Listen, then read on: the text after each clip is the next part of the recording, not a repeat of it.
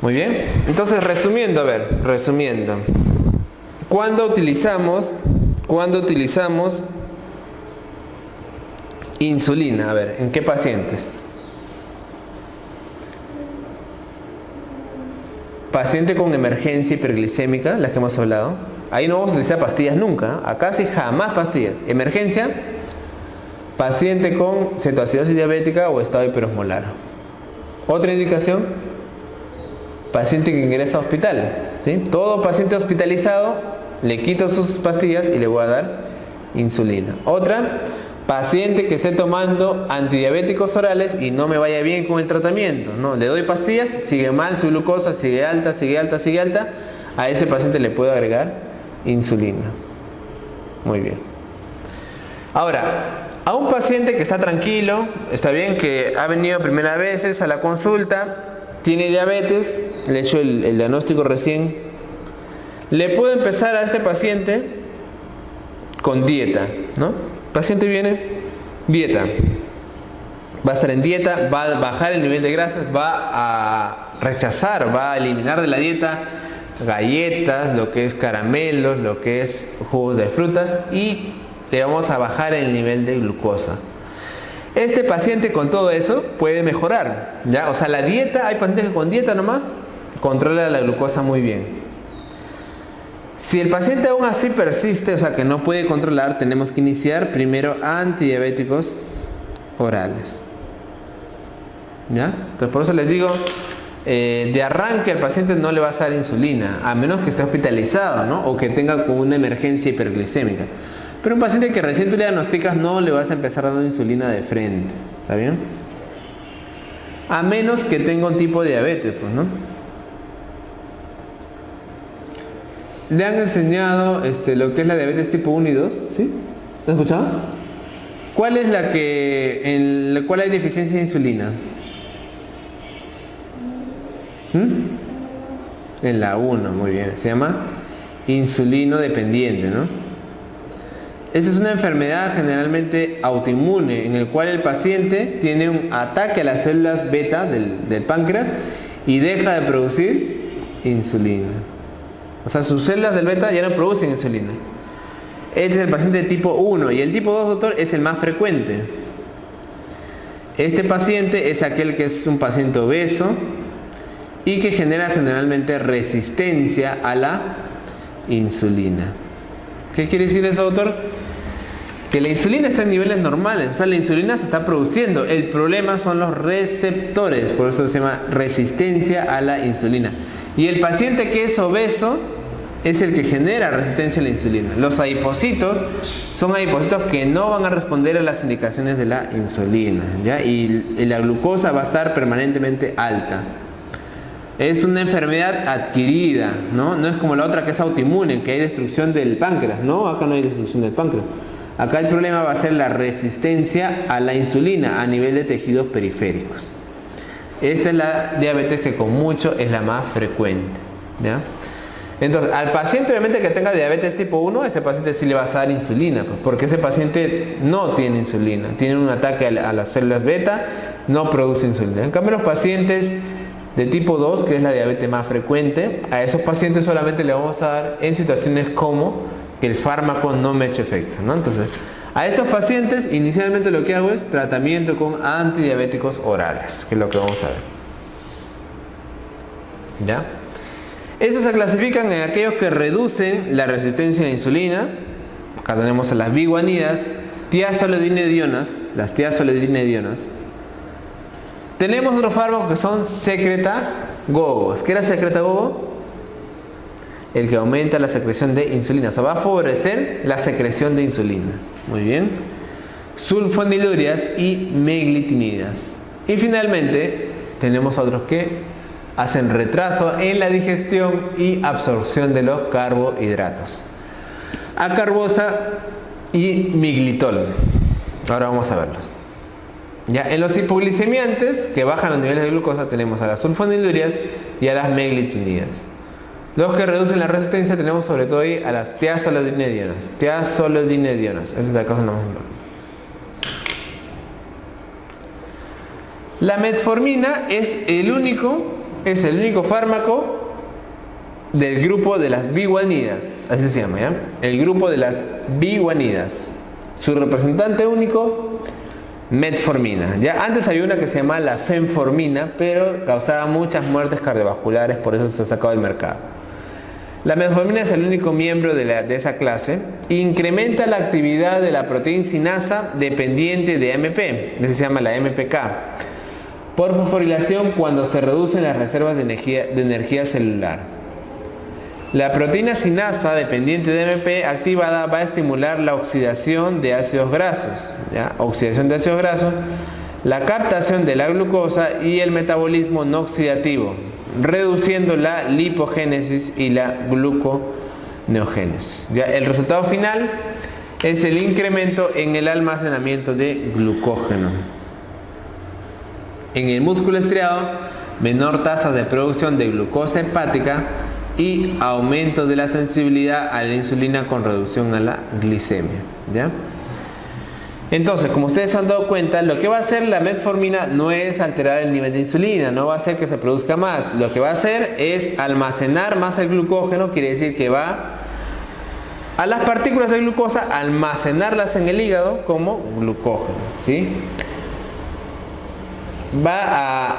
Por eso dice ahí bien claro, disminuye las tasas de producción de glucosa hepática, ¿ya? O sea, la glucosa que se producía en el hígado producto de la degradación del glucógeno va a disminuir. Más bien lo que vamos a hacer es aumentar el nivel de glucógeno, ¿sí? Almacenando la glucosa en forma de glucógeno.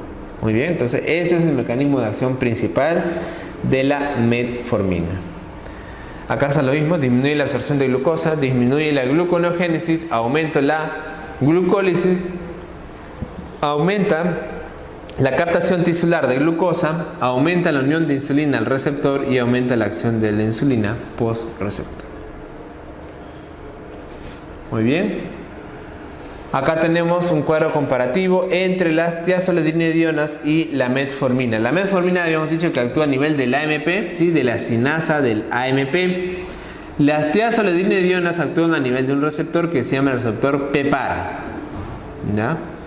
La acción farmacológica fundamental de la metformina, doctor, va a ser supresión de la producción de glucosa en el hígado. Supresión de la producción de glucosa en el hígado. Las tiazolidinedionas va a ser principalmente incremento a la sensibilidad a la insulina.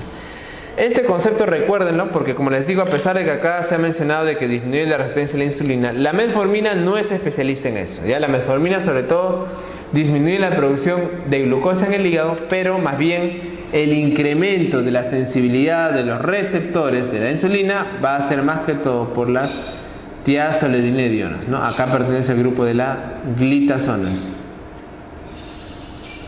Ya, pregunta de examen, por ahí a veces ha venido, ¿no? ¿Cuál de las siguientes aumenta la sensibilidad de los receptores? Las tiazolidinedionas. Reducción de ácidos grasos mínima, estimulación de adiponectina mínima, efecto en el peso corporal. La metformina más bien disminuye, ayuda al paciente a disminuir de peso, ¿ya? Ese es un factor muy importante. Incluso antiguamente los maestros decían, pues, ¿no? Paciente gordo con diabetes, metformina. Paciente delgado con diabetes, sulfonilurias. Así de simple, ya antes decían así. Edema periférico mínimo con la metformina y moderado puede ser con las tiazolidinedionas. Riesgo de fractura ninguno con el caso de la metformina. Muy bien, entonces no estimula la producción o secreción de la insulina, ya hemos dicho, disminuye los niveles de insulina plasmática. Disminuye la glucemia en ayuno, la glucemia postprandial, las cifras de hemoglobina glicosilada, que es nuestro objetivo, los niveles de insulina, los triglicéridos, el colesterol total y también el peso. Pues la metformina es muy buena en los pacientes, sobre todo obesos con diabetes. Baja las grasas, baja el azúcar y también ayuda a bajar de peso. Indicaciones, doctor. La metformina es el principal fármaco en el tratamiento de la diabetes tipo 2. Es la droga de primera elección, ¿ya? Entonces es la primera línea de tratamiento. O sea, ustedes van a ver cuando vean pacientes diabéticos, la mayoría casi siempre toma metformina. La gran mayoría de pacientes está tomando metformina. Ya es el fármaco de primera línea en el manejo de la diabetes. Puede usarse como monoterapia, quiere decir usarse solito, ya, metformina. Puede usarse en combinación con otros, como las tiazolodinedionas, en combinación con las sulfonilurias y después de falla secundaria también a sulfonilurias. También lo podemos combinar con la insulina, ¿ya? La metformina, autor, esta de aquí viene de 500 o de 850 miligramos. La dosis que se puede dar es una tableta al día. Podemos dar una tableta cada 12 horas o en su defecto una tableta cada 8 horas. ¿Ya? Esa es la dosis de metformina que usamos. Y como les digo, en general, a todos los pacientes que vienen con diabetes, idealmente darles metformina, todititos. O sea, el paciente que viene con diabetes no se controla con la dieta, señor, su metformina, ¿no? Dependiendo del nivel de glucosa, le vamos a dar 1, 2 o 3 veces al día. ¿Ya? Entonces, la mayoría de pacientes tienen metformina porque les ayuda también a bajar de peso. Contraindicaciones. La metformina en paciente con enfermedad renal crónica no se debe usar porque tiene una depuración de creatinina, depuración por el riñón muy importante. Paciente con enfermedad hepática severa tampoco está contraindicado en estos casos. Acidosis metabólica aguda o crónica, edad más de 80 años, ICC, insuficiencia cardíaca congestiva o embarazo y lactancia también podemos tener problemas, ¿sí? Esas son las contraindicaciones. Los efectos colaterales, el 5-20% puede haber disminución del apetito, náuseas, vómitos, diarrea, disconfort abdominal. Y aquí hay una complicación que también quiero que la aprendan porque es una complicación muy sui generis, que es la acidosis láctica. ¿Ya? La acidosis láctica. La acidosis láctica es un estado en el cual los niveles de ácido láctico o de lactato pueden elevarse. ¿Ya? La metformina está ligada a esa reacción adversa que es rara. ¿Ya? No es una reacción adversa común, es rara la acidosis láctica, pero es muy particular de la metformina. Ningún otro fármaco te causa así tan frecuentemente acidosis láctica. ¿Ya? Es una reacción, una de las más severas ocasionadas por metformina. ¿Cómo me doy cuenta, doctor? Generalmente el paciente viene con cefalea, viene bien agitado, ¿ok? Por la presencia de lactato, y tú le tomas un AGA y el lactato está más de 1, está 2, 3, 4. Eso es acidosis láctica, ¿sí? Muy bien. Luego tenemos al grupo de las tiazolodinedionas. Acá están las glitazonas. Rosiglitazona, pioglitazona.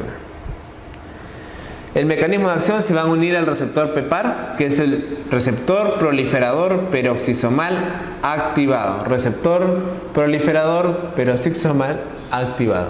Esto de acá va a cambiar la expresión de los genes dependientes de insulina en el hígado. Principalmente actúan en el tejido adiposo, disminuyen los ácidos grasos libres plasmáticos, disminuyen la secreción de factor de necrosis tumoral e incrementa la secreción de adiponectina.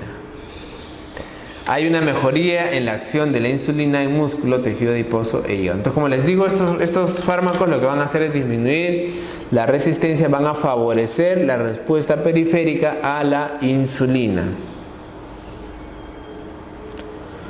No tienen ningún efecto estimulante de la producción de insulina y no producen tampoco hipoglicemia, ¿ya? No producen hipoglicemia. ¿Qué significa esto en verdad? O sea, todos los fármacos bajan la glucosa, ¿ya? La metformina, la sulfoniluria está hecha para bajar la glucosa, pero el riesgo de hipoglicemia es menor con estos fármacos, ¿ya? O sea, el paciente que toma metformina, que toma las tiazolodinedionas, van a tener menor riesgo de hipoglucemia, de baja de glucosa.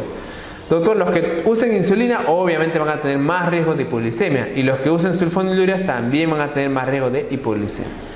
Entonces, como les repito, a pesar de que esos fármacos obviamente bajan los niveles de glucosa, se les considera que no producen hipoglicemia, ¿ya? No producen hipoglicemia. Efectos sobre los lípidos: me bajan los niveles de triglicéridos, de ácidos grasos libres y me aumentan los niveles de HDL. Efectos adversos con las pioglitazonas: ganancia de peso. Es un problema, ¿no? ¿Se acuerdan que les había dicho que la metformina bajaba de peso? Ya, esos de acá ocasionan ganancia de peso. Anemia, edema periférico y pueden dar también falla hepática, ya, falla a nivel hepático. Contraindicaciones: las glitazonas están contraindicadas en el embarazo, en la lactancia y en los niños. ¿Ya? Las ventajas: no causan hipoglicemia, como les he dicho, mejoría en componentes del síndrome metabólico, mejora los lípidos y la función endotelial, no tanto como la metformina, pero sí lo hace. Reducción de peso con la metformina, reducción de infartos con la metformina y reducción de mortalidad cardiovascular también demostrado con la metformina. Muy bien. Estos medicamentos tengo que decirles que están bastante caros. Ya estos de acá son uno de los más caros que existen de la diabetes. No lo usamos mucho, la verdad. Lo usamos en algunos pacientes que no controlan la glucosa con todo lo que se le da. ¿Ok? Y como les digo, han sido relacionados también estos de acá a eventos cardiovasculares. En algunos países, en Europa por ejemplo, se ha suspendido el uso de algunas glitazonas. Actualmente, más que todo estamos con la pioglitazona, ¿ya? Las demás han sido suspendidas del mercado por los eventos cardiovasculares que generaban. Muy bien, doctor. Otros fármacos tenemos acá a los inhibidores de la alfa-glucosidasa. Estos de acá, fácil, son medicamentos que van a interferir en la digestión de los carbohidratos, ¿ya? O sea, van a impedir que los carbohidratos se absorban. Si no se absorben, no voy a poder obtener glucosa de ellos, ¿sí? ¿Entienden? Entonces este fármaco actúa a nivel gastrointestinal, ¿eh? No actúa a nivel del páncreas ni de los receptores de insulina. Actúa a nivel gastrointestinal para que la glucosa no se absorba. Como podemos ver acá, ¿no? Tenemos acá que los carbohidratos complejos tienen que pasar a oligosacáridos y luego posteriormente los oligosacáridos tienen que pasar a monosacáridos, ¿sí? Este paso está, digamos, efectivizado por las glucosidasas. Si nosotros utilizamos un inhibidor de las glucosidasas, vamos a impedir el paso de oligosacáridos a monosacáridos y por lo tanto la consiguiente disminución de su absorción. ¿Se acuerdan algún tipo de monosacárido, por ejemplo? ¿Qué monosacárido teníamos? La glucosa. Otro, galactosa, ¿sí? ¿Te acuerdas? Galactosa. Oligosacárido. En bioquímica les deben haber enseñado la fusión de la glucosa más la fructosa. ¿Qué te daba? Sacarosa, ¿sí? Sacarosa, ¿no? Glucosa más glucosa te puede dar maltosa, ¿no? Y así. ¿Cuál es el carbohidrato complejo? Almidón, glucógeno, que se encuentra el almidón, por ejemplo, en los vegetales, ¿no? En los carbohidratos, perdón, en las legumbres, ¿no? En los tubérculos. Almidón, ¿sí?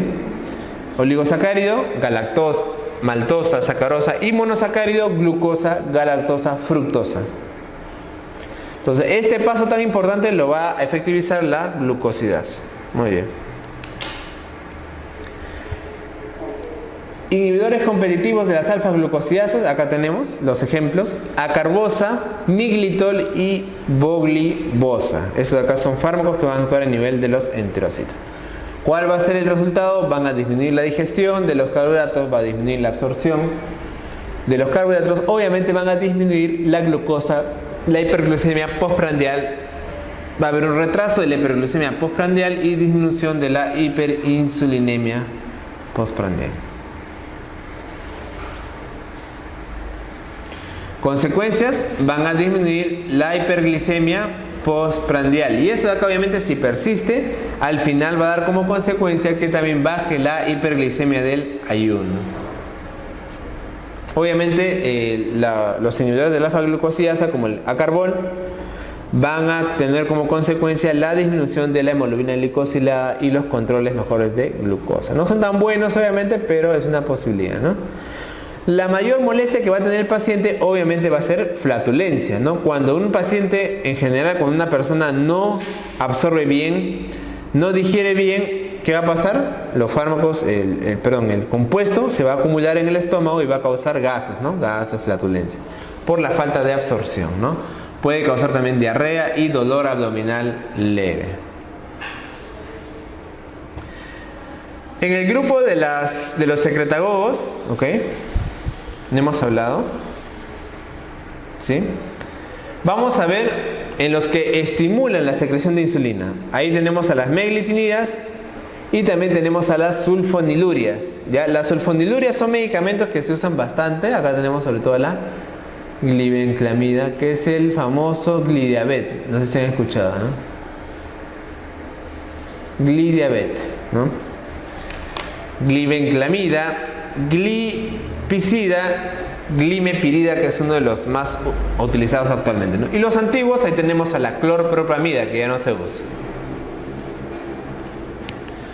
La historia natural del desarrollo de la diabetes 2 es una pérdida progresiva en función de las células beta, ¿no? Obviamente un paciente que tiene diabetes 2 al final puede requerir uso de insulina por el desgaste de las células pancreáticas.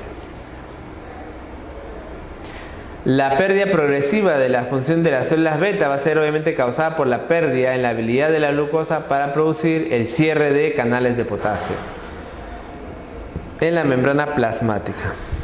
En forma directa van a aumentar el cierre estimulado por la glucosa de los canales de potasio dependientes de ATP, ¿no? Justo lo que ya hemos visto, ¿no? ¿Cómo actuaban estas sulfonilurias, estos antidiabéticos? ¿No? Acá les decía.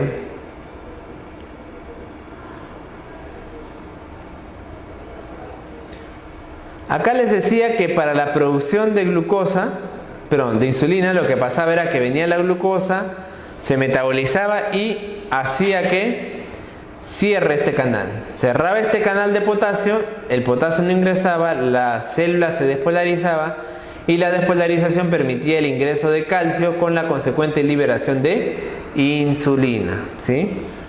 Entonces, ¿qué hacen las sulfonilurias? Lo que van a hacer es lo mismo que hace este ATP, que es cerrar el canal.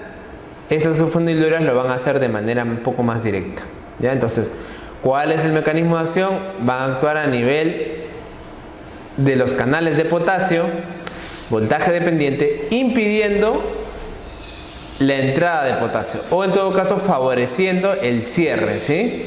Esto de acá va a hacer que la célula se despolarice y va a aumentar la secreción de insulina, ¿sí?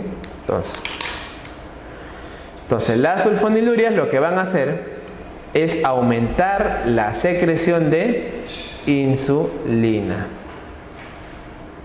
Pregunta, esto de acá servirá en pacientes con diabetes generalmente de tipo 2, ¿verdad? En la cual el paciente tiene reserva de insulina.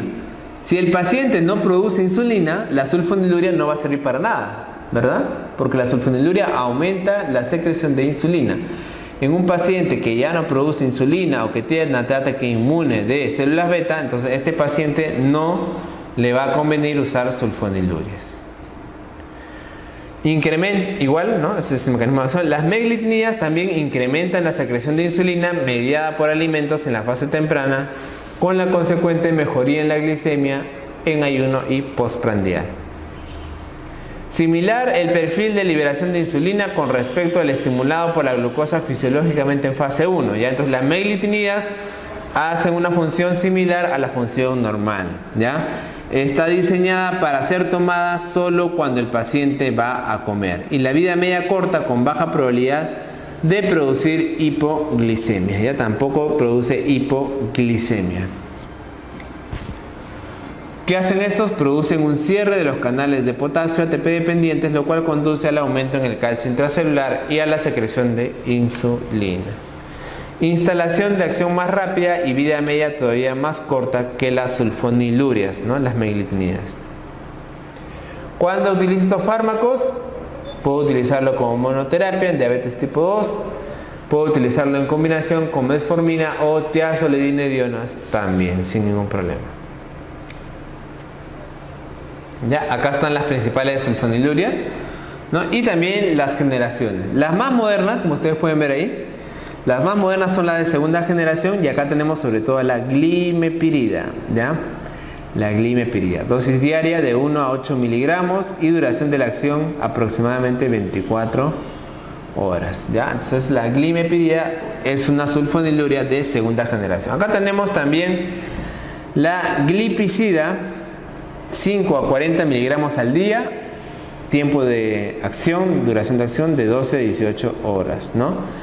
La glipizida de liberación prolongada y también a la glibenclamida, ¿sí? Esa glibenclamida, el famoso glidiabet, 1.25 hasta 20 miligramos al día y la duración de acción también es de 12 a 24 horas, ¿ya? De 12 a 24 horas de glibenclamida.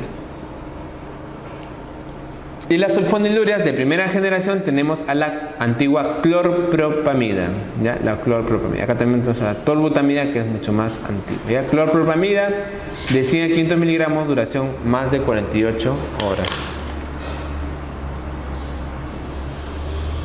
No, estas son las de segunda generación, como les digo, las más importantes, las que más usamos: glibenclamida, glipizida y glimepirida. Las de primera generación rara vez se utilizan en el tratamiento de la diabetes tipo 2, tienen muchos efectos adversos. Las sulfonilureas de segunda generación, que son más potentes, incluyen a la glibenclamida, glipizida y glimepirida, ¿no? Algunas se encuentran en forma de liberación prolongada, como la glipizida, o micronizada en la forma de glibenclamida.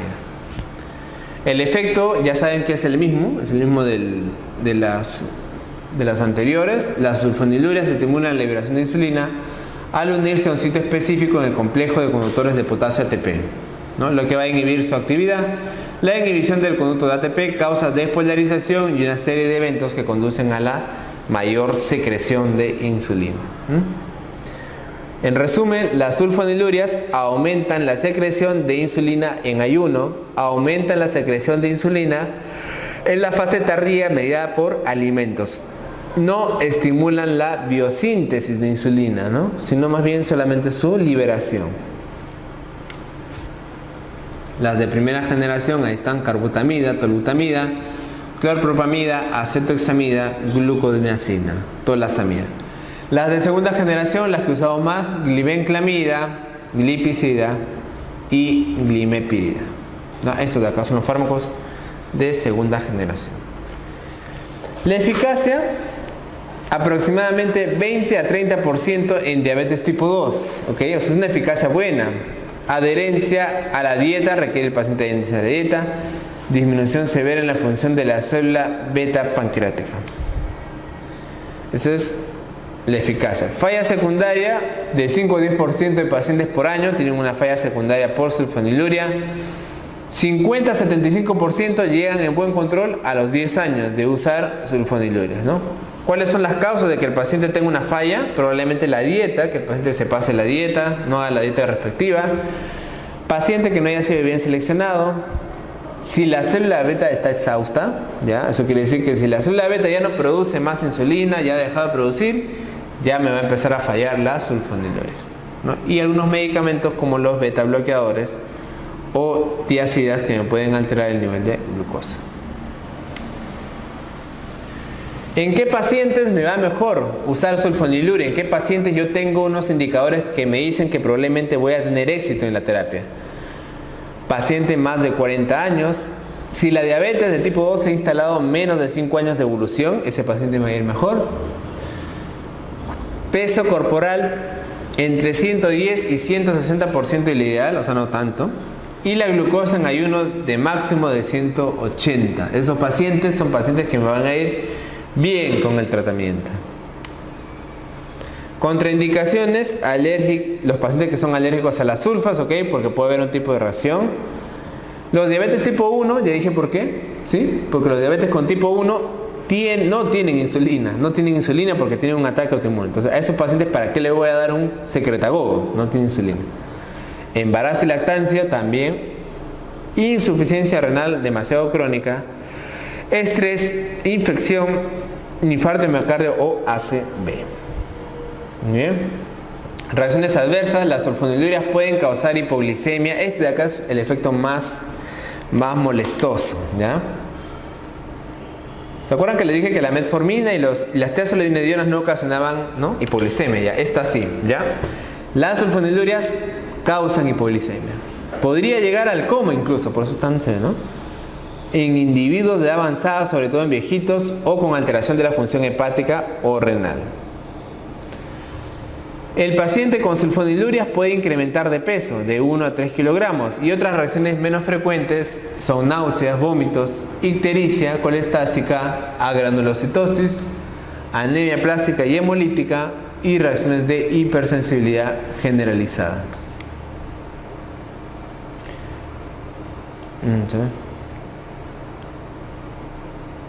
Efectos colaterales, hipoglicemia, ya hemos dicho que es lo más común, 20%. Miren, uno de cada 5 de pacientes tratados tendrán al menos un episodio de hipoglicemia a los 6 meses de tratamiento, o sea, recontra cerca, ¿no?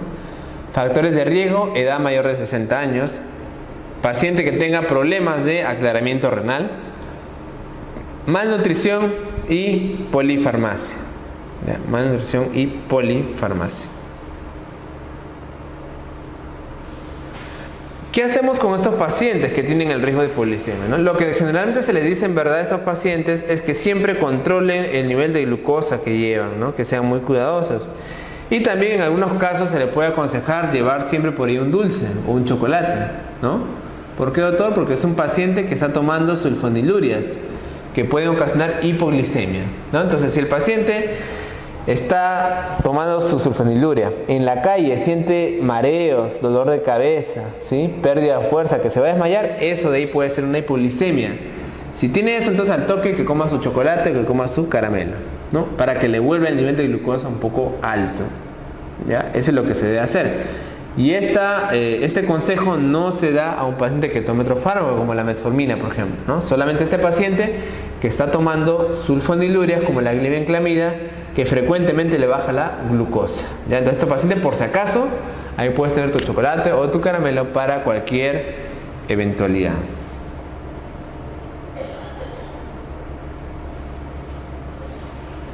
Muy bien. Acá hay algunas comparaciones entre las glinidinas, ¿no?, repaglinida, nateglinida con las sulfonilurias, ¿no? Estas de acá se usan generalmente 3 veces al día, ¿no? La glucosa basal, acá está la glucosa basal que nosotros logramos obtener a veces. La glucosa, la insulina, ¿no?, está en fase tardía, o sea, funciona en la fase tardía de la liberación en sulfonilurias.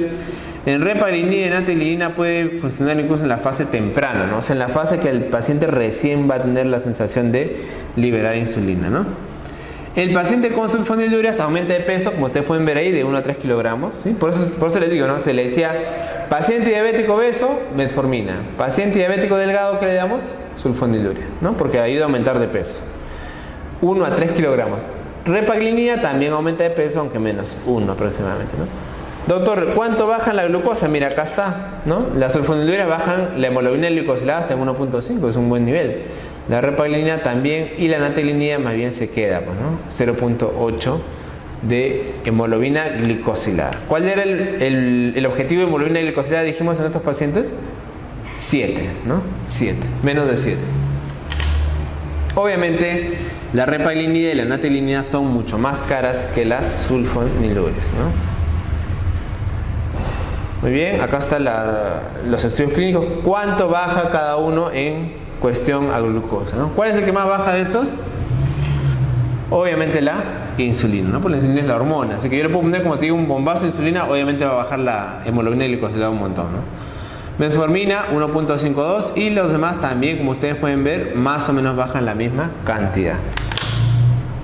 Esas son las combinaciones que existen en el mercado. Hay pastillas que ya tienen biguanidas y tiazolidinedionas, otras que ya tienen biguanidas y meglitinidas, por si acaso, ¿eh? Otros consejos prácticos. Paciente que tiene recién diabetes al momento del diagnóstico o antes de 5 años, de preferencia iniciar con metformina, que es una biguanida, ¿no?, o tiazolidinedionas. Después de 5 años, biguanidas o tiazolidinedionas y secreta gogos. Paciente que ya tiene 5 años, probablemente es más difícil de controlar, les podemos dar esto de acá, ¿no? Para mejorar la glucosa postprandial podemos utilizar inhibidores de la glucosidasa, que lo que van a hacer justamente es disminuir la absorción de glucosa. ¿No? Esto es lo que les dije. Inicio, doctor, metformina, vigonida. O tiazolidinedionas. De 3 a 5 años, vigonida o tiazolidinedionas más meglitinidas o derivados de la fenilalanina, ¿no? De 7 a 10 años, que ya tiene diabetes, vigonida, sulfonilurias y meglitinidas, ¿no? Finalmente, a los más de 12 años, generalmente usamos vigonida más insulina. Requiere el paciente generalmente insulina, ¿no? Estas son las de tipo no sulfonilurias. Acá son la repaglinida y la nataglinida, ¿no? La dosis de 0.5 a 16 miligramos, la otra de 180 a 360 y la duración de 2 a 6 horas aproximadamente de cada uno, ¿sí? Esos de acá son los medicamentos más importantes que vamos a ver en el manejo de la diabetes, ¿sí? Entonces, la insulina hemos dicho, insulina, paciente que está hospitalizado, emergencia hiperglicémica, paciente que no me controla con los antibióticos orales. Si yo tengo un paciente que es diabético reciente, ¿qué hago? Dieta, ejercicio y le puedo dar metformina dependiendo del nivel de glucosa, ¿no? Una tableta al día, 2 o hasta 3 al día. Si el paciente no me controla, una posibilidad es usar además de la metformina un secretagogue, ¿no? Que puede ser, por ejemplo, una sulfoniluria, ¿no? Puede ser, por ejemplo, la glibenclamida o el glimepiride, que va a ser también en cierta manera hipoglicemiante. Si aún así el paciente me persiste mal, ahí recién puedo utilizar también insulina. Muy bien, entonces esa es la manera en la cual se trata a esos pacientes, ¿ya? Inicialmente con pastillas, la metformina es el mejor, y si no, pues aumentamos las terapias, ¿ya? En los antitiroideos nomás vamos a mencionar unas cosas de la tiroides. Ya ustedes saben que la hormona tiroidea es una hormona que se produce a nivel de compuestos de tipo aminoácidos. Acá tenemos a la tironina, que es el precursor más importante. La tironina, que puede ser precursor de la tiroxina, de la triodotironina, la T3, ¿no? Y de otro tipo de compuestos, ¿no? ¿Cómo se produce la síntesis de hormonas? Generalmente podemos ver que esto se da a nivel periférico, ¿no? Donde la T4 pasa a T3 a nivel periférico.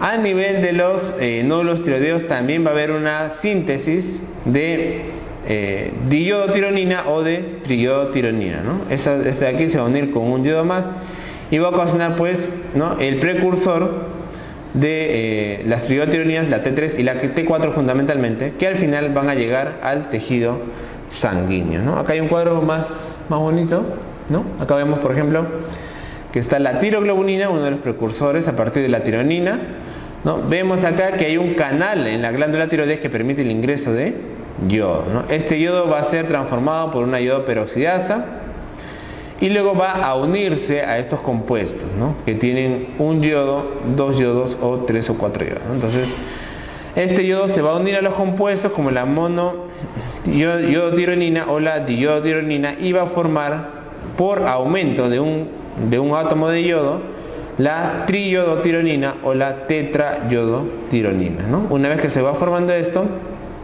se va a generar un proceso de proteólisis que va a liberar posteriormente el T4 y T3 a la sangre, ¿ya? En la sangre, la T4, también llamada tiroxina, se va a transformar en la T3, también llamada triodotironina.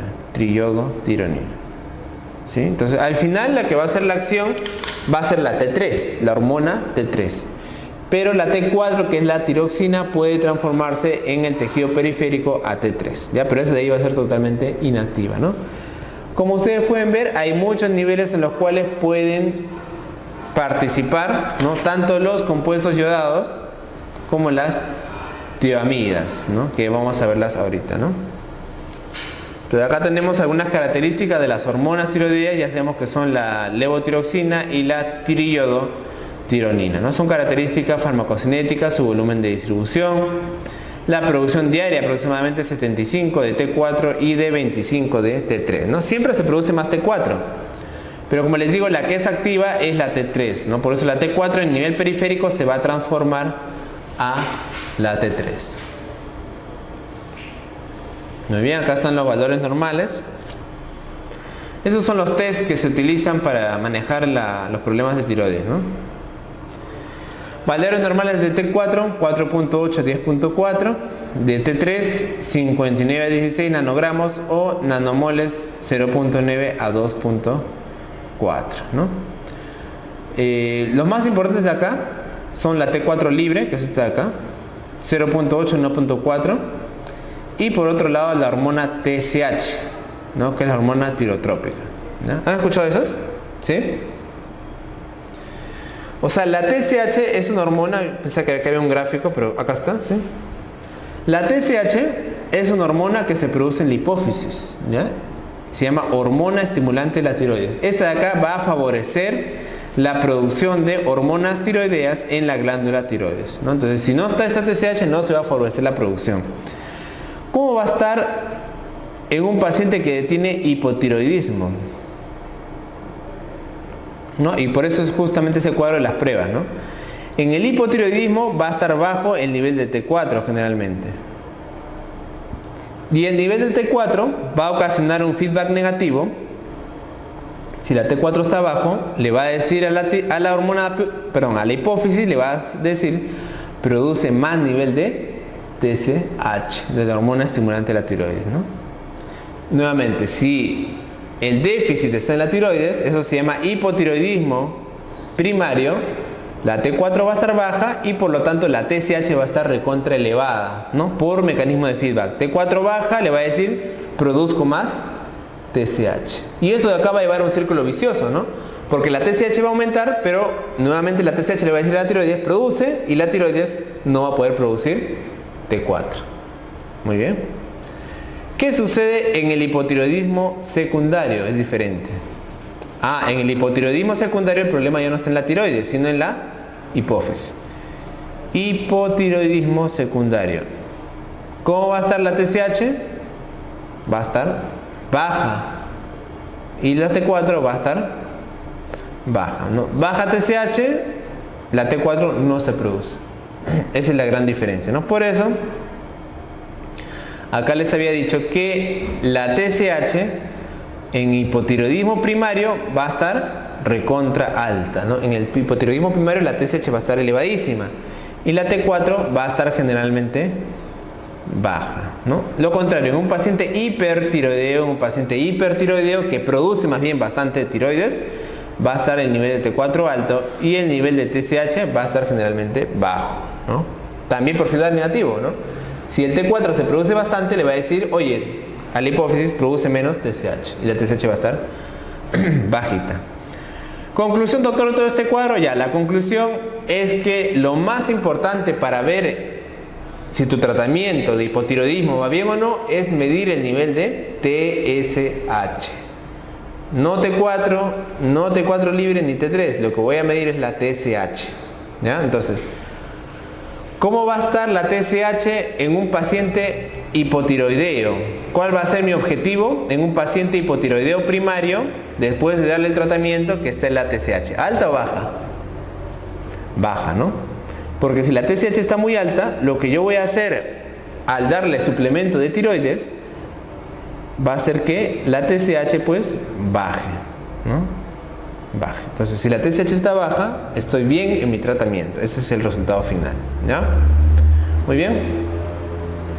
Ese es el mecanismo de acción de las hormonas tiroideas, ¿no? Las hormonas tiroideas tienen un transportador propio en la sangre que va a hacer que va a ingresar a la célula, ¿no? En la célula, como ustedes pueden ver acá, el T4 va a transformarse a T3 y el T3 va a hacer que se va a unir a zonas que están ligadas al núcleo y van a empezar a hacer la transformación a nivel del ADN, ¿no? Como ustedes pueden ver acá. Estos acá son los residuos tiroideos a nivel del ADN, ¿no? Y eso acá va a llevar a la síntesis de proteínas nuevas que van a incrementar el anabolismo del cuerpo. O sea, la tiroides en general va a regular muchos procesos. Va a regular el proceso de la presión, el proceso del frío, el proceso del calor, etc. Todo eso de acá es a través de las células, los contactos de las células a través del ADN y la síntesis proteica, ¿no?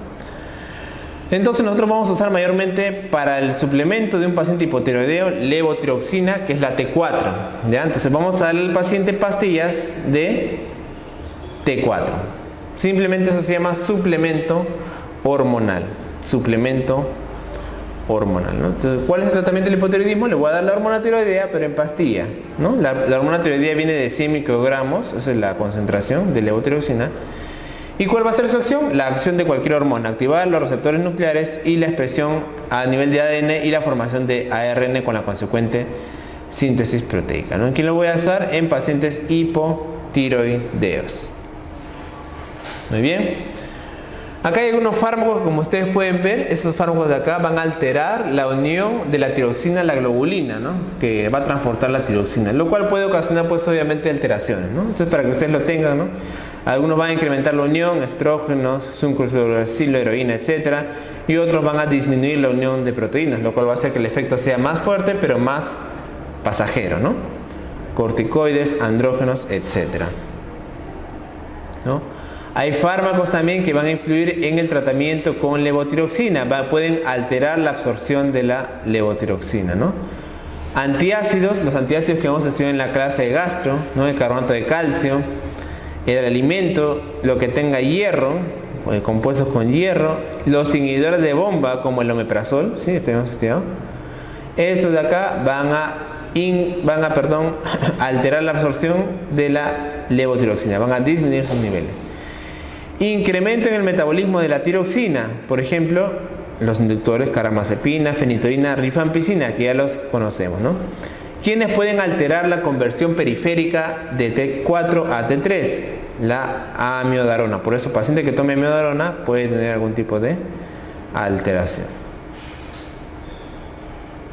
Ese es el mecanismo que ya hablamos, ¿no? de producción de TSH, de control de la T4 y T3 a nivel de la TSH, ¿no?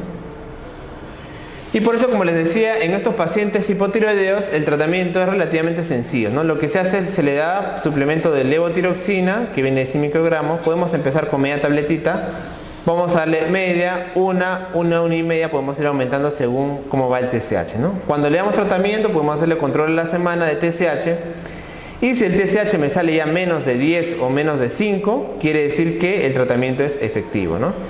Si el TSH permanece alto, permanece 20, permanece 25, tengo que aumentar la dosis de T4. Entonces aumento la dosis y lo que tengo que ocasionar es que el TSH baje a niveles normales. ¿Ya? Y finalmente el tratamiento más bien del hipertiroidismo. Ya, para el tratamiento del hipertiroidismo vamos a utilizar estos dos fármacos, ¿no? Que es el propiltiuracilo y el metimazol, ¿no? Acá son las características. Lo que van a hacer estos fármacos va a ser disminuir la cantidad de hormonas tiroideas producidas, ¿no? Acá están las características farmacocinéticas de cada uno. Unión a proteínas 75%, propiltiuracilo, metimazol si no se une de ninguna manera. En hepatopatía grave no hay problema con el propiltiuracilo, ni en pacientes con enfermedad renal crónica. En pacientes que tomen metimazol, acá sí puede haber una disminución del metimazol en pacientes con hepatopatía grave, ¿no? ¿Qué fármacos contienen yodo? Que pueden alterar también la función de estos antitiroideos, ¿no? Porque esos de acá van a disminuir más bien la producción, ¿no? La amiodarona que ya hemos hablado, esto contiene yodo, ¿no? Todo lo que son obviamente compuestos jarabes yodados, ¿no? Todo lo que tenga yodo en sí mismo, ¿no? Las algas también tienen, alimentos como algas tienen gran cantidad de yodo. La solución de Lugol, ya que se utiliza a nivel de gastroenterología, también tiene gran cantidad de yodo, ¿no? Y todo lo que son compuestos sépticos, que generalmente los usamos para limpiar cosas, también pueden contener gran cantidad de yodo. Esos pueden alterar la función de esas tiroides, ¿no? Acá tenemos el propiltiuracilo y el metimazol. Lo que van a hacer fundamentalmente es inhibir las reacciones de peroxidación tiroidea, ¿no? Bloqueando la organificación del yodo. Lo que va a hacer al final, van a disminuir también la producción de hormonas tiroideas, ¿no? Eso es lo que se obtiene, ¿no? ¿Cuándo lo voy a utilizar este metimazol, este propiltiuracilo? En el tratamiento del hipertiroidismo, ¿no? El metimazol dura 24 horas aproximadamente, el propiltiuracilo de 6 a 8 horas. Efectos adversos principales, sobre todo agranulocitosis con el metimazol, ya que es la disminución de los neutrófilos, ya sabemos, agranulocitosis, disminución de neutrófilos, con la consiguiente aumento de infecciones, náuseas y distrés gastrointestinal, ¿no? Esto de acá es lo que más se utiliza. Estas tiroamidas lo que van a hacer es disminuir la secreción de hormonas tiroideas, pero también podemos usar otros fármacos para disminuir los síntomas del hipertiroidismo, ¿no? Acuérdense ustedes que el paciente con hipertiroidismo va a llegar a la emergencia con aumento de frecuencia cardíaca, aumento de presión arterial, todo lo que puede generar el paciente con hipertiroidismo, ¿no? Entonces estos pacientes también se les puede tratar con beta bloqueadores, ¿ah? Y acá sobre todo por la parte sintomática, porque le vamos a bajar la frecuencia cardíaca y le vamos a bajar la presión arterial con los beta bloqueadores, ¿verdad? Y también estos beta bloqueadores tienen la característica que van a inhibir la conversión periférica de T4 a T3, ¿ya? Sobre todo el propanolol. Por lo tanto, también aparte de bajarme los síntomas, me van a disminuir la conversión de T4 a T3, también me van a bajar los niveles de hormona tiroidea, ¿no? Pero si ustedes quieren dar un fármaco que disminuya la síntesis, o sea, no solo la conversión periférica, sino la creación de las hormonas en la glándula tiroides, acá mejor usamos metimazol y propiltiuracil, ¿no? Sino que un paciente que viene a emergencia, me va muy bien darle beta bloqueadores, ¿sí? Muy bien.